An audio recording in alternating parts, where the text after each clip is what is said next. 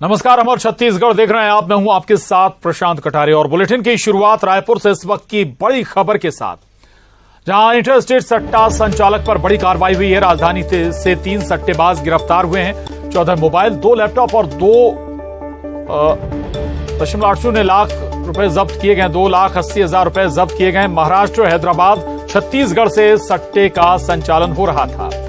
luckybook.com और James 777 app से संचालन होता था। ऑडियो मिक्सर मशीन भी जब्त की गई है। तो ये बड़ी खबर रायपुर से, जहां इंटर स्टेट सट्टा संचालकों पर बड़ा एक्शन हुआ है। राजधानी से 3 सट्टेबाजों की गिरफ्तारी भी हुई है। इनके पास से 14 मोबाइल, 2 लैपटॉप और बड़ी रकम भी बरामद की गई है। बताया जा रहा है कि महाराष्ट्र, हैदराबाद, छत्तीसगढ़ से सट्टे का संचालन हो रहा था। तो ये बड़ा नेटवर्क सट्टेबाजी में लगा हुआ था और धरपकड़ हुई है। बड़ा एक्शन हुआ है। 3 सट्टेबाज भी दबोचे गए हैं। मोबाइल, लैपटॉप और नकदी भी बरामद की गई है। बड़ी संख्या में मोबाइल, 14 मोबाइल और 2 लैपटॉप भी बरामद हुए हैं सट्टेबाजों से। इतना ही नहीं, बड़ी रकम नकदी भी इनसे बरामद की गई है। तो ये बड़ा एक्शन हुआ है सट्टा संचालकों पर, सट्टा चलाने वालों पर। ये इंटर स्टेट सट्टा बताया जा रहा है।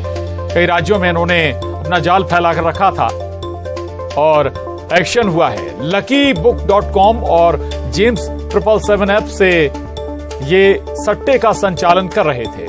इनके पास से एक ऑडियो मिक्सर मशीन भी जब्त की गई है। ये तस्वीरें देख रहे हैं आप। सट्टा संचालक, उन पर एक्शन हुआ है। 3 सट्टेबाज गिरफ्तार भी हुए हैं। न्यूज 18 संवाददाता युगल तिवारी हमारे साथ जुड़ गए हैं। युगल, ये बड़ा रैकेट, हालांकि 3 लोगों की गिरफ्तारी हुई है, क्या और डिटेल सामने आई इस गिरोह से? देखिए प्रशांत, बड़ा सट्टा गिरोह है, उसे गिरफ्तार किया गया है बुकीज को। और ये मुन्ना नथानी सहित 3 आरोपियों को गिरफ्तार किया गया है। और ये पंडरी थाना क्षेत्र की कार्रवाई है। साइबर सेल की टीम को इसकी सूचना मिली थी और बड़ी मात्रा में जो सट्टा में जो उपयोग होने वाले सामान है, लगभग 2,80,000 रुपए के जब्त किया गया है। 8 लाख रुपए जो नगद जब्त किए गए हैं। और इसके अलावा आरोपियों के कब्जे से 20 करोड़ रुपए के से अधिक का जो ट्रांजैक्शन है, डिटेल रिकॉर्ड भी पुलिस ने जब्त किया है। आरोपियों के विरुद्ध जो है 179 धारा 4 के तहत, जुआ के तहत कार्रवाई की गई है। रायपुर पुलिस की ये बड़ी कार्रवाई कही जा सकती है। अलग अलग राज्यों में ये ऐप के माध्यम से सट्टा संचालित करने का काम करते थे और इस पर पुलिस को जैसे ही मुखबिर सूचना मिली, पुलिस इस पे गिरफ्तारी है, कार्रवाई है वो की है। और एक बड़ी कार्रवाई इसे पुलिस की कही जा सकती है। जी, चलिए, पुलिस की बड़ी कार्रवाई है सट्टा संचालकों पर। शुक्रिया युगल पूरी जानकारी के लिए। आगे बढ़ेंगे और रायपुर से बड़ी खबर है। एस्मा लगने के बाद भी हड़ताल पर पटवारी। जी हां, 24 दिन से अनिश्चितकालीन हड़ताल पर हैं पटवारी। 8 सूत्रीय मांगों को लेकर हड़ताल कर रहे हैं। हड़ताली पटवारियों का ऐलान, जब तक मांगे पूरी नहीं होंगी हड़ताल जारी रहेगी। ये बड़ी खबर है रायपुर से। एस्मा लगने के बावजूद हड़ताल पर हैं अभी भी पटवारी। 24 दिन से लगातार अनिश्चितकालीन हड़ताल कर रहे हैं। और मनेंद्रगढ़ से बड़ी खबर है। एस्मा लागू होने के बाद भी पटवारियों की हड़ताल जारी है। पटवारियों ने सरकार के आदेश की कॉपी जलाई है। पटवारियों ने दमन का आरोप लगाया है। 15 मई से हड़ताल पर हैं प्रदेश के पटवारी। तो प्रदेश भर के पटवारी हड़ताल पर हैं। एस्मा लागू हो गया बावजूद हड़ताल बंद नहीं की पटवारियों ने, बल्कि पटवारियों ने सरकार के आदेश की कॉपी जलाई है। पटवारियों ने दमन का आरोप भी लगाया है। आपको बता दें कि 15 मई से प्रदेश भर के पटवारी हड़ताल कर रहे हैं अपनी मांगों को लेकर।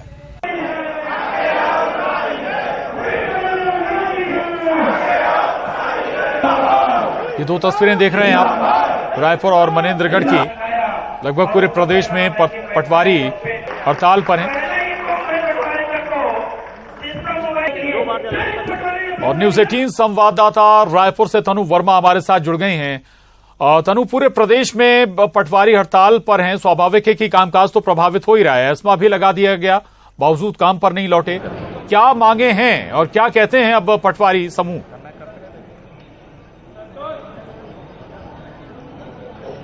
जी देखिए, विगत 24 दिनों से छत्तीसगढ़ के जो पटवारी हैं वो हड़ताल पर हैं और राज्य सरकार ने पटवारियों के हड़ताल के खिलाफ एस्मा लगाया है। और इस संबंध में बीते दिनों ही राज्य सरकार की गृह विभाग की ओर से अधिसूचना जारी की थी और उसके बाद भी राजस्व पटवारी जो है वो अपने हड़ताल पर हैं। इस वक्त हमारे साथ राजस्व पटवारी संघ के अध्यक्ष भी मौजूद हैं, उनसे भी हम बात करेंगे। एस्मा लगाने के बाद भी आप लोग हड़ताल पर हैं? बिल्कुल जाहिर सी बात है, हमने बातचीत का रास्ता खुला रखा था और अभी खुला रखे हैं, मगर शासन द्वारा बिना किसी भी नोटिस दिए, बिना पूर्व सूचना के हमारे आंदोलन पर एस्मा लगाया गया, जो अत्यंत खेदजनक है। जो सीधी सीधी बात है, शासन के सही रवैया का परिचायक है। हम अभी भी शासन से अनुरोध कर रहे हैं कि आए हमसे बात करें, हमारी मांगों के संबंध में चर्चा करें। हमारी सभी मांगे जायज है और हम चाहते हैं कि शासन जल्द से जल्द इन मांगों पर संज्ञान लेते हुए हमारी मांगों को पूरा करें और जब तक मांग पूरी नहीं होती हमारा आंदोलन जारी रहेगा। विगत 24 दिनों से आप लोग हड़ताल पर हैं, जिसके चलते राजस्व विभाग के सारे जो काम है वो ठप। नहीं, हम अपनी मांगों को रखे थे, 8 सूत्री मांग थी हमारी। संवेदनशील सरकार है हमारी छत्तीसगढ़ की। हम पूरी उम्मीद थी कि सरकार हमारी बात को सुनेगी। माननीय मुख्यमंत्री महोदय लगातार विधानसभा के दौरे पे हैं और हमारी जो मांगे हैं उसके बारे में हमारे उच्चाधिकारी राजस्व सचिव और संचालक जो हैं हमारी बातों को सही तरीके से माननीय मुख्यमंत्री के पास नहीं रख पाए, जिसके कारण हमको 25वें दिन तक हड़ताल को जारी रखना पड़ा। हम चाहते हैं अभी भी शासन पहल करे और हमसे बातचीत करे। हम भी चाहते हैं काम पे लौटना, लेकिन हमारी जो जायज मांगे हैं वो पूरी हो पाए। देखिए, एस्मा लगने के बाद आप लोग पर कार्यवाही भी हो सकती है। जी बिल्कुल, अब वो तो उनकी काम है, वो करेंगे ही, मगर हम भी चाहते हैं कि बीच का रास्ता अपनाएं और हमारी जो जायज मांग है, जिसके लिए हमने लगभग 2.5 साल इंतजार किए, इसके लिए इसको उचित रूप से उसका सुनवाई करे, विचार करे एक बार।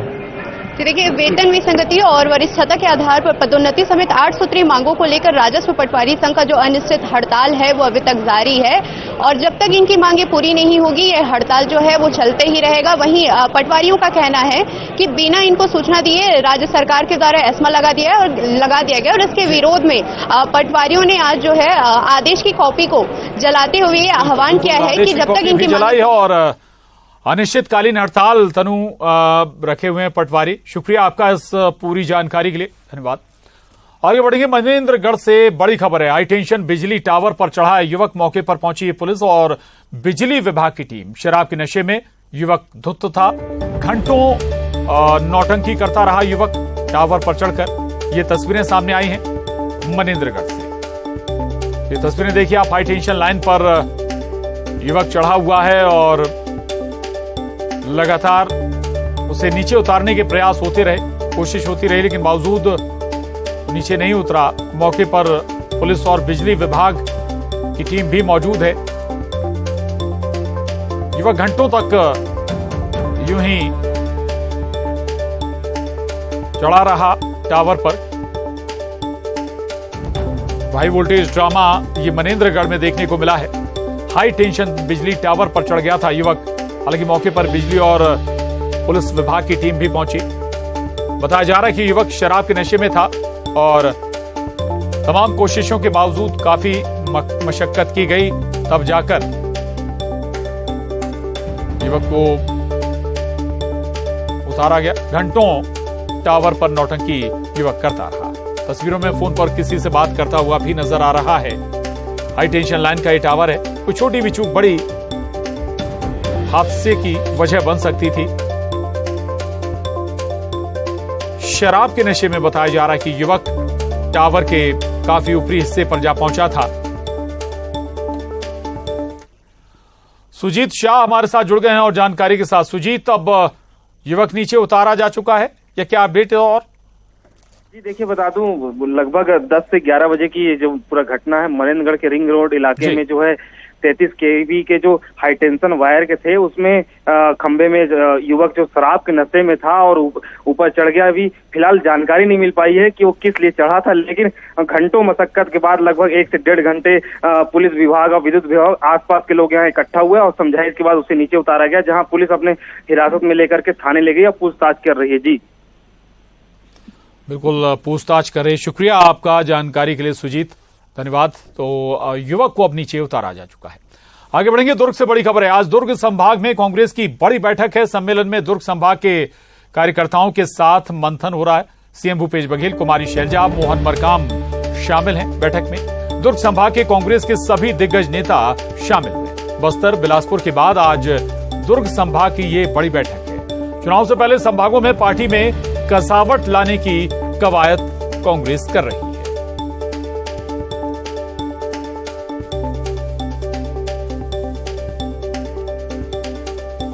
तो दुर्ग से ये बड़ी खबर आपको बता दें, आज दुर्ग संभाग में कांग्रेस की बड़ी बैठक हो रही है। सम्मेलन में दुर्ग संभाग के कार्यकर्ताओं के साथ ही सीएम भूपेश बघेल, कुमारी शैलजा कांग्रेस प्रभारी, साथ ही प्रदेश कांग्रेस अध्यक्ष मोहन मरकाम भी बैठक में शामिल हैं। दुर्ग संभाग के कांग्रेस के सभी दिग्गज नेता बैठक में मौजूद हैं। मिथिलेश ठाकुर, न्यूज 18 संवाददाता दुर्ग से हमारे साथ जुड़े हैं। मिथिलेश, बड़ी ये बैठक है, क्या किन मसलों पर चर्चा हो रही है?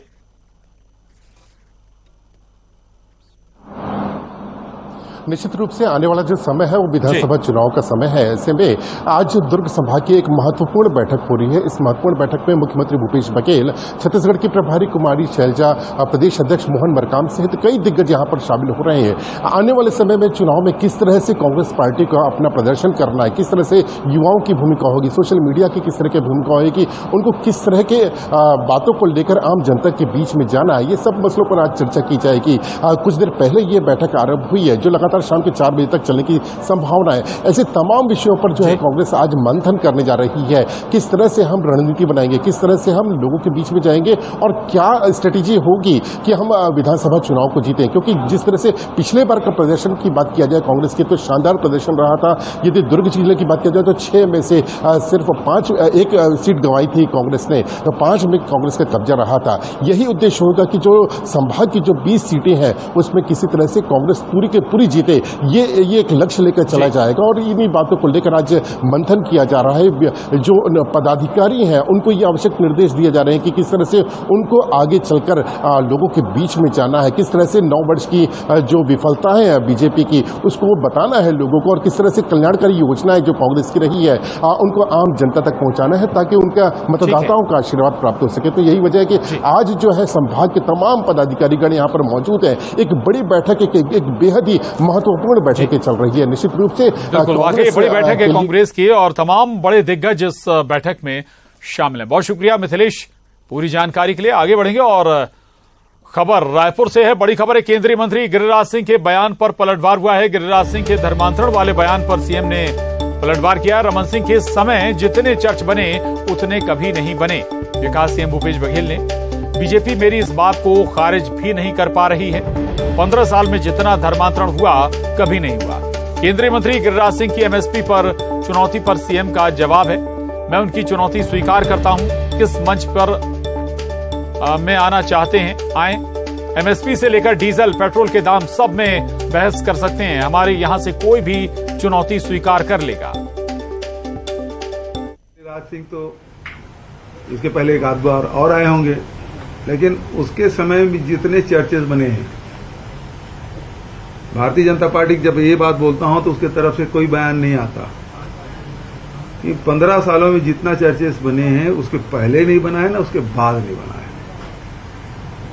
भारतीय जनता पार्टी मेरे इस दावे का खंडन कर रही है। मेरा स्पष्ट कहना है कि चर्च तभी बनेगा, पूजा स्थल तभी बनेगा जब वहां उसके मानने वाले लोग रहेंगे तब। तो इसका मतलब ये है जितना धर्मांतरण 15 सालों में हुआ है उसके पहले न कभी हुआ था न अब हो रहा है। बिल्कुल उस चुनौती स्वीकार करते हैं। किस मंच में आना चाहते हैं बता दें। यूपीए सरकार में कितने धान का भाव बढ़ा और एनडीए सरकार में कितने भाव बढ़ा। 10 साल उनके भी हो रहे हैं, 10 साल हमारे भी थे। उसमें कितना % एमएसपी बढ़ा और इस समय कितना बढ़ा, ये हम बात करने के तैयार हैं। उस समय डीजल के भाव क्या थे और इस समय क्या है डीजल पेट्रोल के। बिल्कुल जिस मंच में आना चाहे हमारा कोई भी कार्यकर्ता बैठ के उससे बात कर लेगा, कोई भी किसान बात कर लेगा।